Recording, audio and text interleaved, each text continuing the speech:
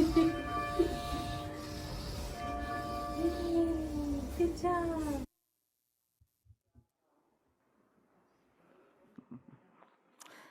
Good morning. Oh, wow, I can hear people. And as we begin our service, we acknowledge that we gather from across traditional lands of the Western Abenaki people. We pay respect to their elders, both past and present. My name is Vertus LeVar Robinson, and I serve the congregation as the ministerial intern. And I go by he, him, or they pronouns. And as today's worship associate, I extend a warm welcome to each and every one of you. Thank you for joining in this time of worship from wherever you are, whether you're on Zoom, on Facebook, watching the service on your own time, or here in the sanctuary. We deeply appreciate your presence and fellowship. The Unitarian Church of Montpelier is a Unitarian Universalist congregation founded in 1864. We are a religious community that welcomes all as we journey together, seeking spiritual wholeness and justice in the world. Whether you are a newcomer or a longtime member or somewhere in between, you are part of our community, and we are glad that you are here. Any and all newcomers, I should say, and new members too, to our congregation and worship service are invited to fill out our welcome form shared in the Zoom chat right now and available at the welcome table so that we can connect with you outside of our service.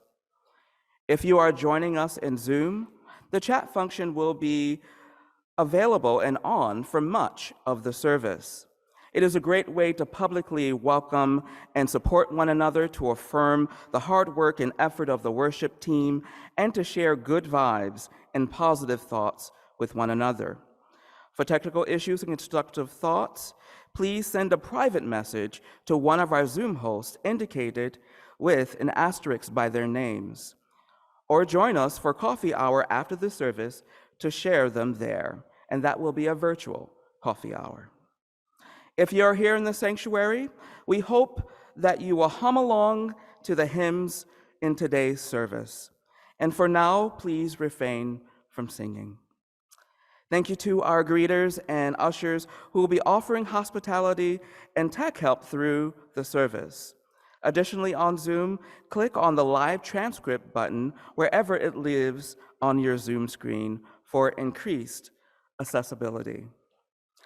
I invite you now to take a moment to turn your video on and go into gallery view on your Zoom screen, or if you're in the sanctuary, turn to your neighbors from your seat and let us greet one another with a wave hello and a warm smile.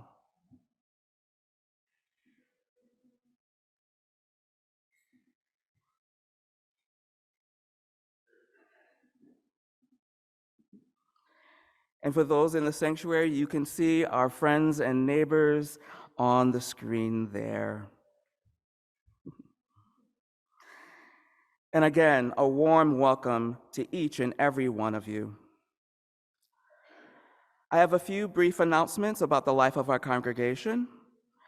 We share a warm welcome back to Liza Earl Centers, our Director of Lifespan Spiritual Exploration, who has returned from her time off.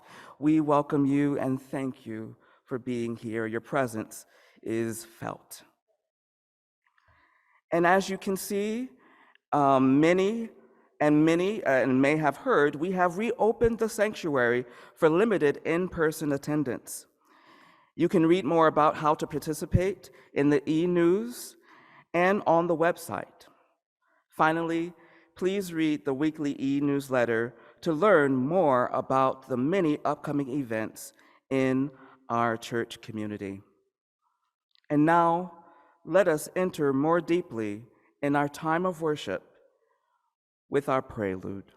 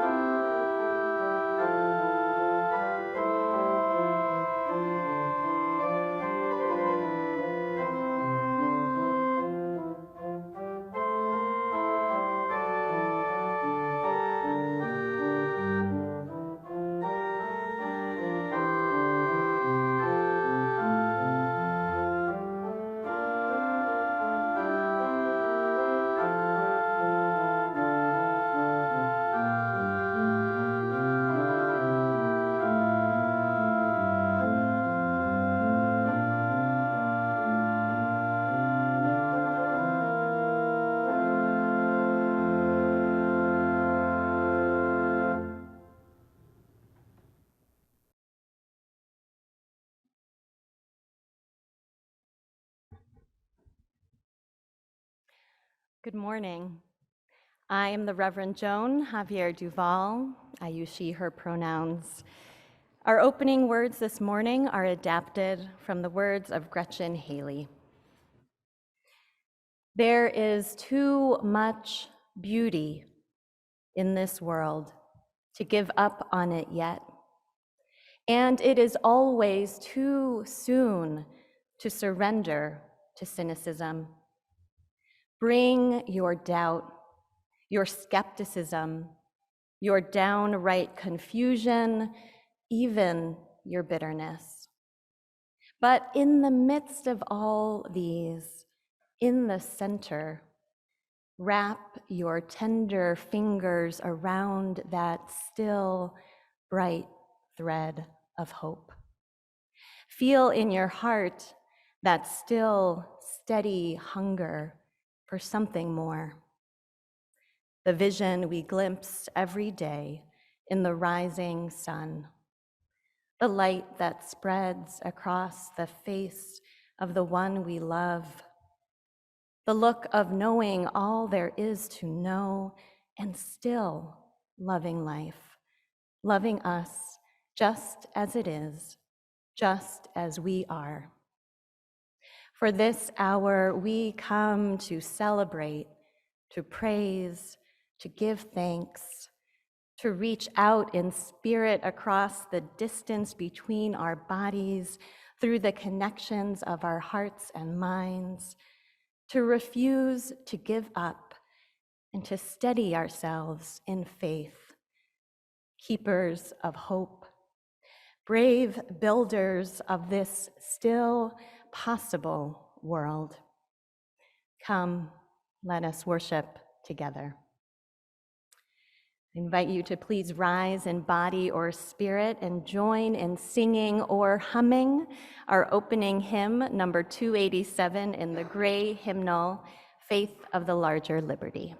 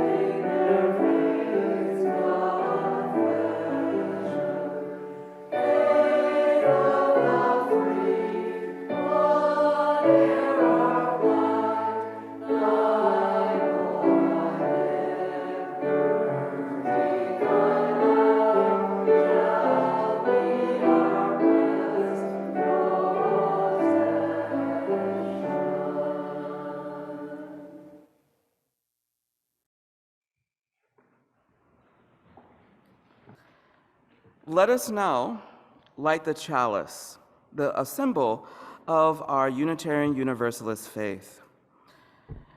I invite you to light a chalice at home if you have one nearby, as congregant Emily Seifert lights the chalice here in the sanctuary.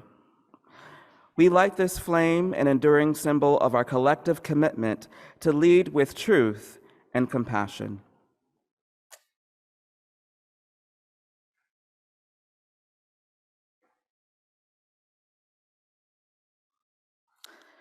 Please join me now in saying our congregational covenant.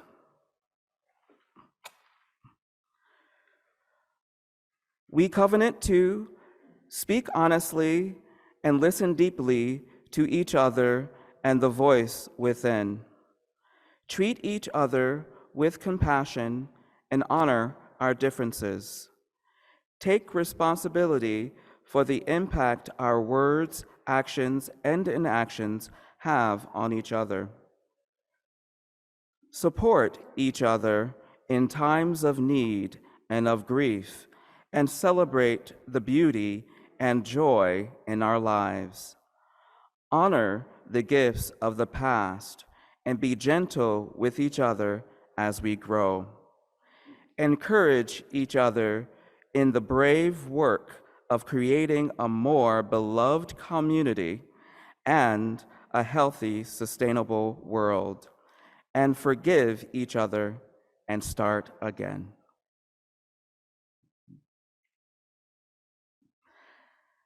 Generosity is a spiritual value that is central to our personal well-being and the well-being of our church community. It is a blessing and a privilege of our free church tradition to support the shared values of this congregation with the generosity of our collective financial resources. Each month, through our UCM Community Pouch program, we share part of our collection with an important church fund or a community organization aligned with our values. During the month of March, our Community Pouch recipient is Down Street Housing's Bear Recovery Residence for moms and kids. Down Street is renovating a 100-year-old building in Barrie to create a recovery residence for mothers in recovery from substance use disorder and their children. Only the second home to serve these families in Vermont. Your contribution to the UCM Community Pouch this month will directly support this work. You can make a financial contribution today by placing your offering in the pouch found at the end of the pew if you are here in the sanctuary, or by donating online. You can go to ucmvt.org and click Donate to UCM. There are options to contribute to the general fund, which supports the general operating budget of the church, the community pouch, or both. You can also mail a check to the church, or you can use our text to give option. Simply send a text message with the word give to 802-266-4848 and follow the instructions sent to you. We are so grateful to each and every one of you for your generosity in its many forms. While the offering is being given and gratefully received, please enjoy the musical offering. Susan Reed and Pam Bacchus will play 2 European folk songs. Return to Helsinki by Ian Stevenson from Finland, and Tillsammans, which means together in Swedish, by Anders Eriksson.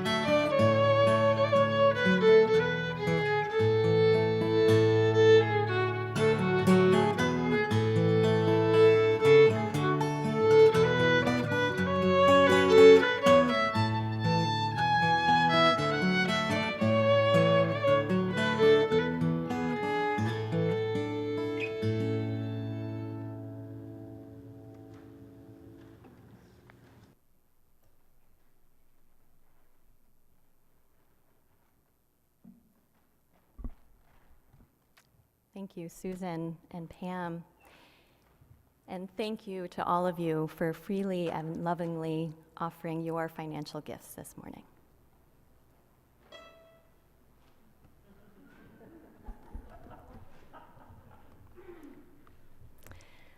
I invite you now into our time of meditation and prayer.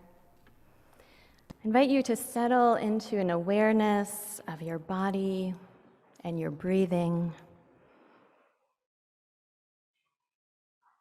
aware of your presence in this moment.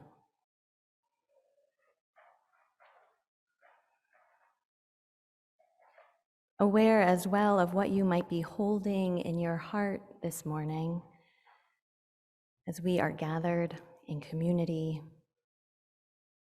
with all that is happening in the world and also the personal joys and pains of your own life. Your heart might be quite full, or perhaps you don't even quite know what your heart is feeling. This morning, you are welcome to share aloud with one another those joys and concerns that we bring with us into this time of worship. This may be a cause for celebration in your life that you would like to share with all of us so that we can celebrate with you. Or perhaps you are experiencing a challenge or a loss that you'd like to share so that we can offer you our love and support. Susan Baker, our lay pastoral caregiver, is available this morning to lend a listening ear of care. She will be available after the service for a phone call, and her number is in the Zoom chat and also in the church directory. If you are present here in the sanctuary and would like to speak aloud a joy or concern, I invite you to form a line on the left-hand side of the sanctuary. We ask that when you do come forward to the microphone that you just keep your mask on while speaking. Those joining on Zoom can use the raised hand function if you'd like to speak out loud your joy or concern this morning. Our Zoom helper is Steve Finner, and he will spotlight you when it's your turn to share your joy or concern in a brief sentence or two, and then Vertus will be lighting a candle for you here in the sanctuary. Please keep in mind that we are live streaming this service to Facebook. Whatever you share will be shared there as well. So again, if you are in the sanctuary, would like to share during this time, please form a line on the left-hand side of the sanctuary, and if you are on Zoom, please use the raised hand function. You can also, if you're on Zoom, type in the Zoom chat so that we can offer one another love and support there. And we also honor all of those joys and sorrows that are being held in the silence of our hearts this morning.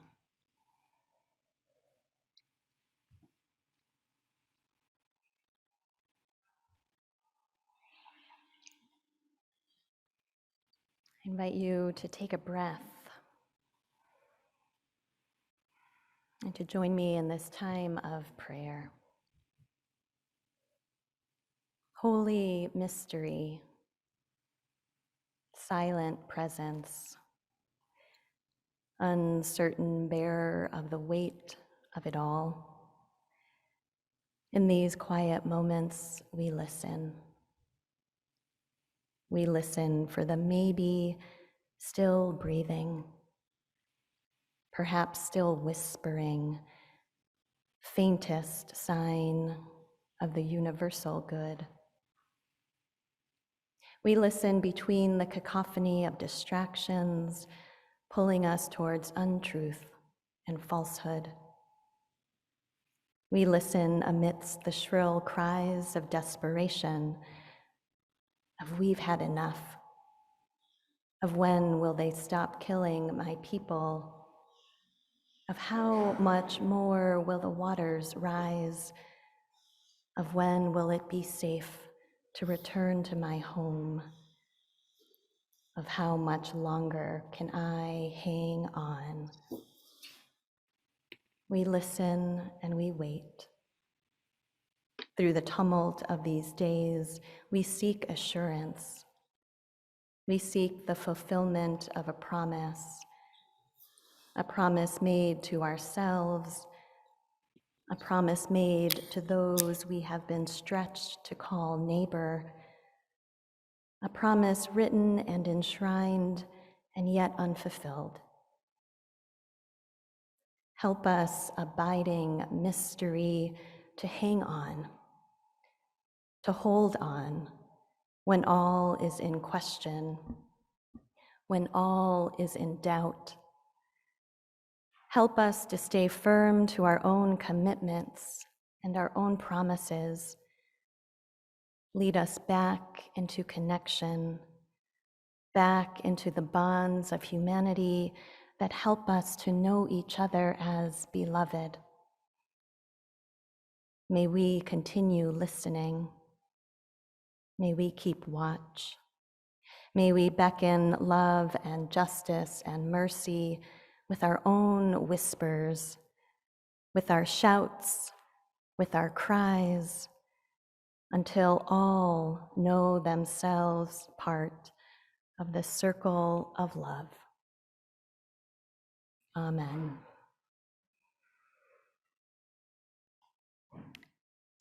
As we sing and hum Spirit of Life this morning, you are also invited to try out the movements which Danya and Liza will demonstrate. Let us join in a brief time of quiet meditation and then move into Spirit of Life.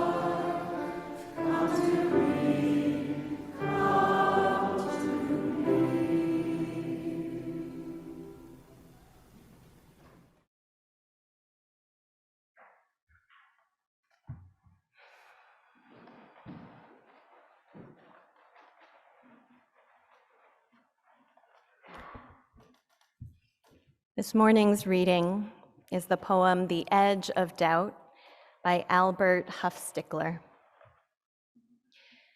There is always that edge of doubt. Trust it. That's where the new things come from. If you can't live with it, get out, because when it's gone, you're on automatic, repeating something you've learned. Let your prayer be, save me from that tempting certainty that leads me back from the edge, that dark edge where the first light breaks.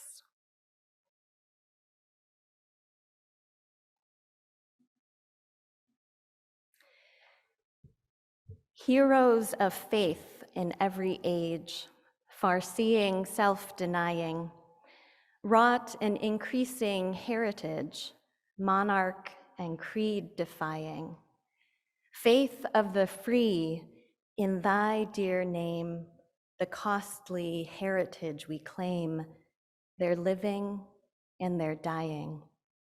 Faith for the people everywhere, whatever their oppression, of all who make the world more fair, living their faith's confession. Faith of the free, whate'er our plight, thy law, thy liberty, thy light shall be our blessed possession. These are the words we sang or hummed in our opening hymn earlier in the service. They were written by Unitarian Universalist minister Vincent B. Silliman in 1944 during the 5th year of World War II. Songs of freedom, then as now, were reminders of what was at stake on the global front in the resistance to fascism, and even closer to home, where freedom was still elusive for many, and Japanese Americans were newly finding their freedoms taken away. Faith for the people everywhere, whatever their oppression, of all who make the world more fair, living their faith's confession. Our worship theme this month is renewing faith. In this time of upheaval and crisis on many fronts, how do we renew our faith?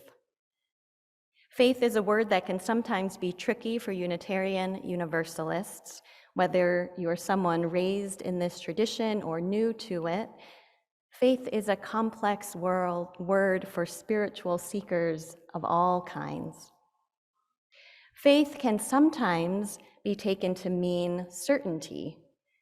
If this definition is applied to theological beliefs, well then, doubt is much more constant of a companion to most Unitarian Universalists. Being doubters and questioners may be one of the most common characteristics among UUs. During our new UU class, we always begin by inviting everyone to share a bit about their religious or spiritual background and what brought them to the church.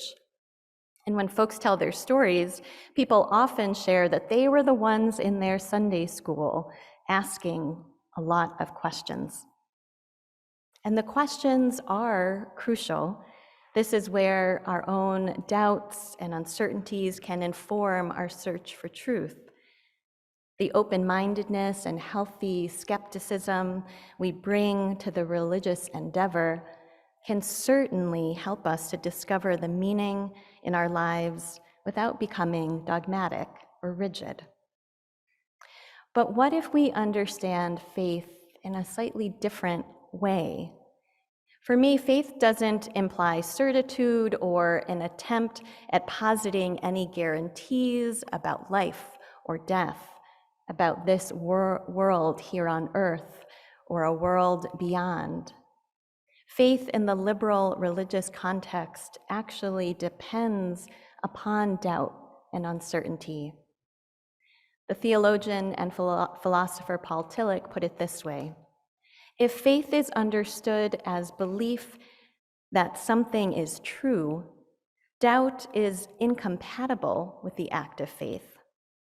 If faith is understood as being ultimately concerned, doubt is a necessary element in it. Existential doubt and faith are poles of the same reality, the state of ultimate concern. Doubt raises the questions and leads us on our journeys of faith. Throughout the history of Unitarianism and Universalism, our religious ancestors held the tension of doubt and faith.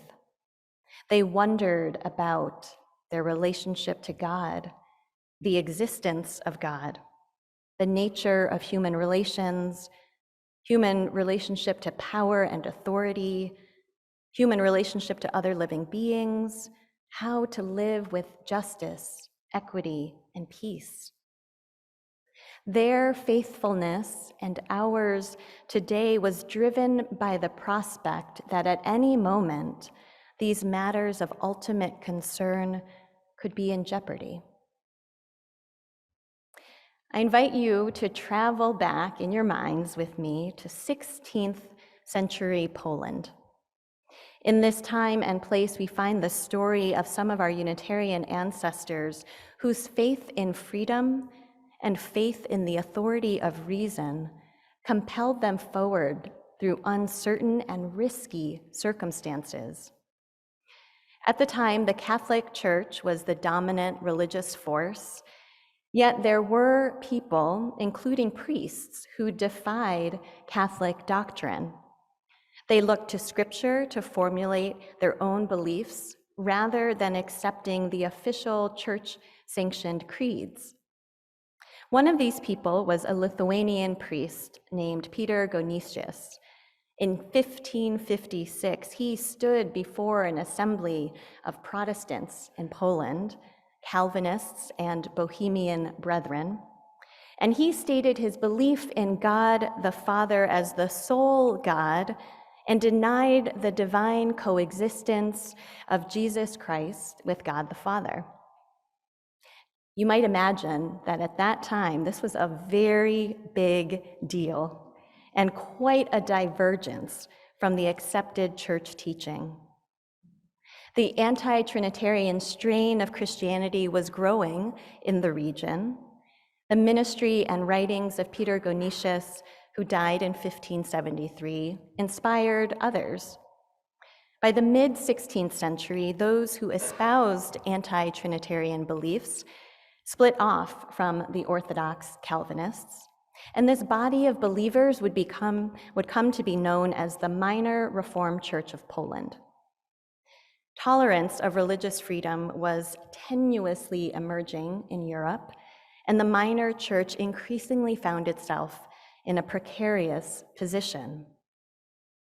Right around this time, a woman named Jadwiga Noński was a Unitarian as well as the wife of a wealthy Calvinist, and she was especially concerned about the plight of others in the minor church, many of whom were suffering persecution.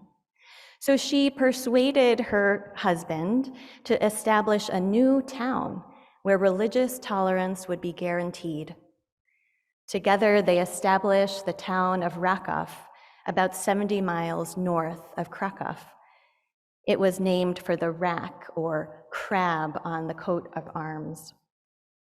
Now, the town had a chaotic start. I heard there was some attempt at communal sharing of goods and no leadership structure.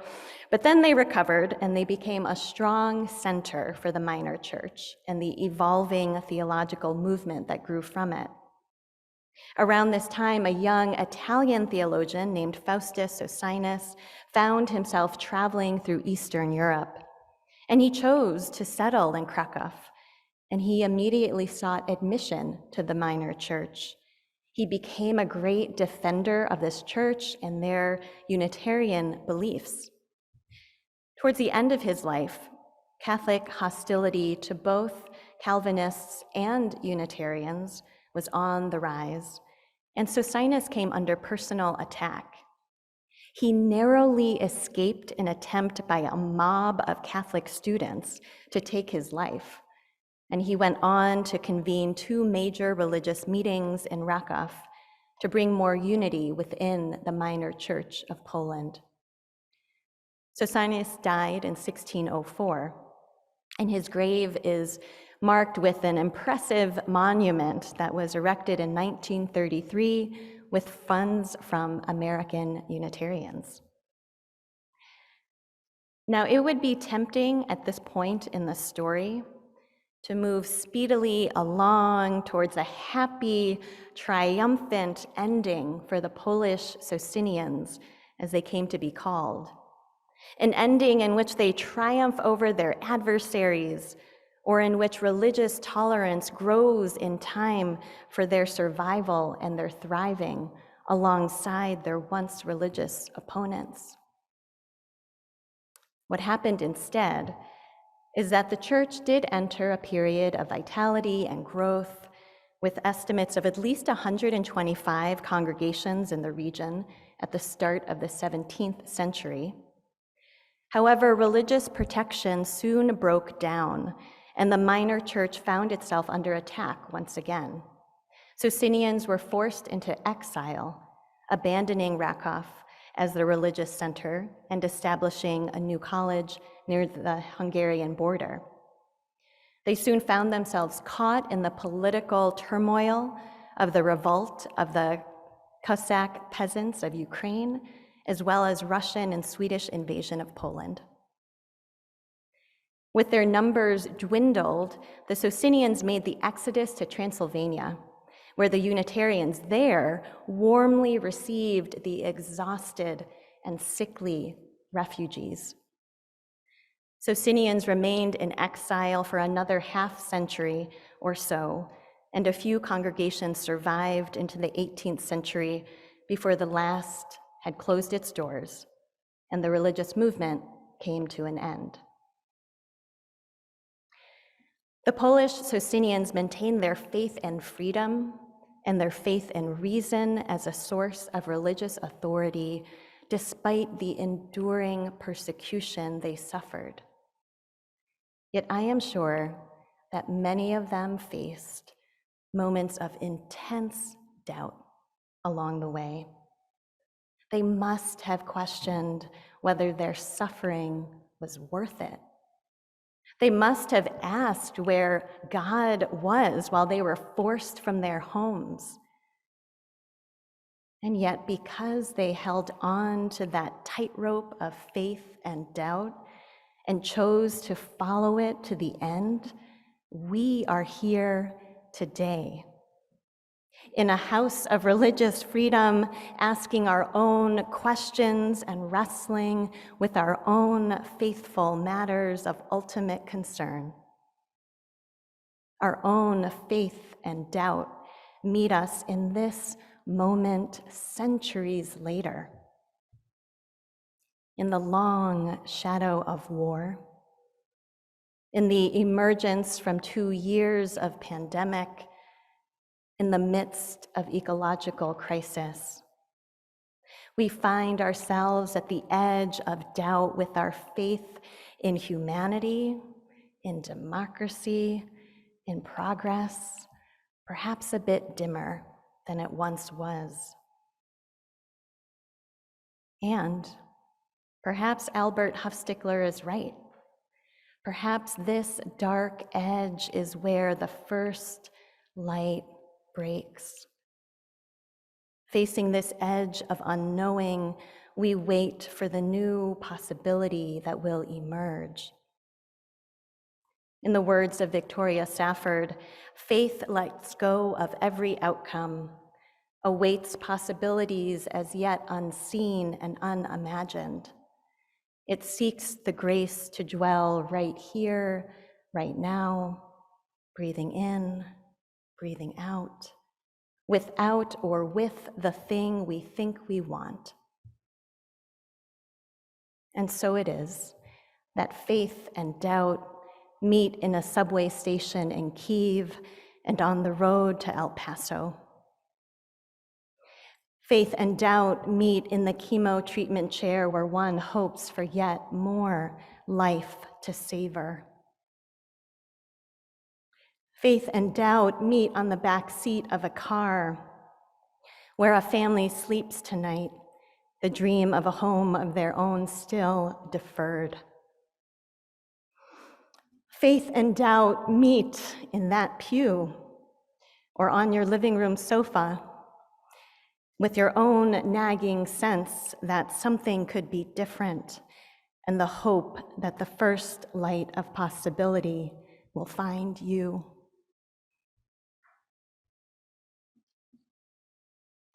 Faith and doubt meet in the endurance of love, despite, because, until. At the edge of doubt, it is love that also finds us. I'll close with these words of Unitarian Universalist minister Robin Tanner: a theology of faithful love, even with all that would say otherwise. Pray. Pray to be brave when fear is catching you. We have to be brave because of the children. She is clear-eyed, flushed, and leaning against a steel column in a subway station, one child sleeping against her leg, the older boy staring, round brown eyes fixed on his resolute, rosy-cheeked mother. Pray. To be clear, to speak truth. She offers sunflower seeds to the Russian soldier before she curses him. She reminds him that he will die for a dictator who asks him to betray their humanity. Before she curses, she levels her eyes to this young man to remind him she could be his grandmother. She, unarmed and ready to fight. Take this truth. If you will die here, remember the flowers will grow again. Pray to endure when the waves crash over your head. My grandmother's hands, Ukrainian hands, always with the long, slim cigarette, even as she moved the hand mixer and sipped cold coffee. My not understanding the meaning of chocolate cake with raspberry sauce until this moment, staring generations forward at the rosy-cheeked mother, the weary lines that hid a world war and the endurance in the ocean of grief to mix, bake, find life in depression. Pray to resist even if your name will never matter. Ordinary people under a fascist, ordinary people who in a moment grabbed a coat, made a sign, and stood in the public places, knowing they will disappear, die without fame or name, and who resist because someday they will say, not all the people were silent. Pray to love enough to cry and kiss the head of your child, filling their pockets with sunflower seeds as they board the last bus out of town. Hands pressed to windows as one last ritual of love, because we know we may not see the sunrise, but someday, when the sunflowers bloom, they will return to harvest seeds again, to feel the warmth of sun and to sit quietly before the arching, open bursts of yellow that mark the memory and prophecy. We have to be brave because of the children. Pray for peace, yes. Pray for the truth also. Pray for endurance, amen. Pray for resistance. Pray to remember that love can never be bombed, obliterated, or silenced. The children, the flowers, and the sun return.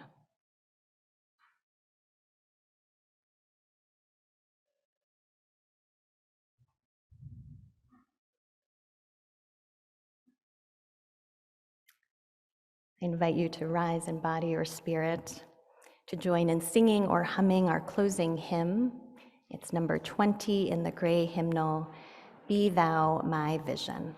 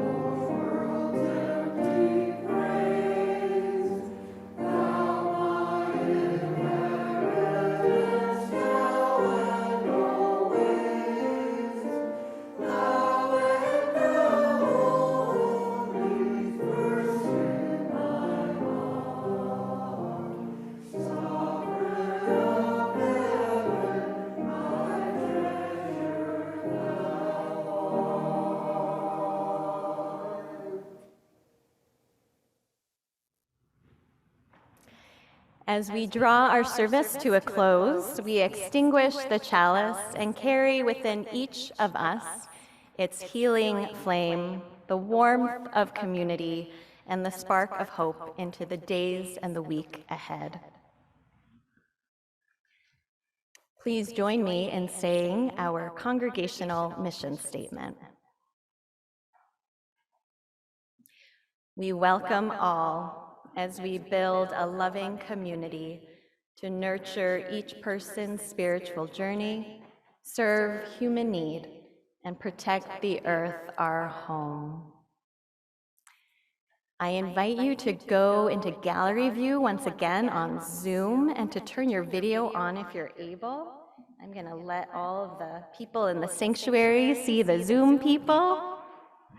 Let us reach out to one another knowing we are one community.